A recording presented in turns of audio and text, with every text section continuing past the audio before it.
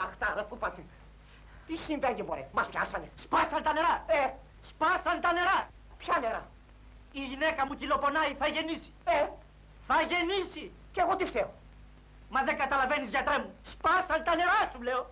Κι εγώ τι είμαι, μωρέ, υδραυλικός? Γιατρός δεν είσαι! Έχεις καθήκον να έρθεις να την ξεγεννήσεις! Με ποιον το έκανε? Με μένα! Μα, τι μας λες? Με σένα το έκανε το παιδί και εγώ θα πληρώσω τα σπασμένα. Πριτς!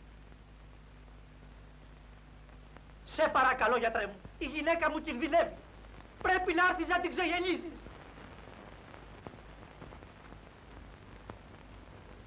Και τι παιδί θα γεννήσει? Αρσενικό ή θηλυκό? Γιατί? Γιατί εγώ μόνον αρσενικά παιδιά ξεγεννάω. Αρσενικό. Και πού το ξέρεις? Το ξέρω, γιατί όλα τα πρώτα παιδιά της οικογένειας μας είναι αρσενικά. Είσαι σίγουρος? Ναι, σου λέω, γιατρέ μου, έλα γρήγορα.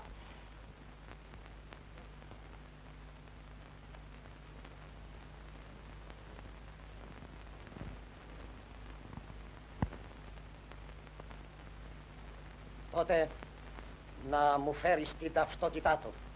Απολυτήριο του στρατού και πιστοποιητικό κοινωνικών φρονημάτων. Μα τι λες, γιατρέ μου, με κοροϊδεύεις τώρα? Ακόμα το παιδί δεν γεννήθηκε και μου ζητάς τέτοια πιστοποιητικά. Πού να τα βρει? Δεν έχει τίποτα από αυτά? Έλα, Παναγία μου, όχι βέβαια. Τότε θα μείνει μέσα. Γιατί? Γιατί χωρίς ταυτότητα απαγορεύεται η κυκλοφορία έξω. Μα δεν τρώγεσαι.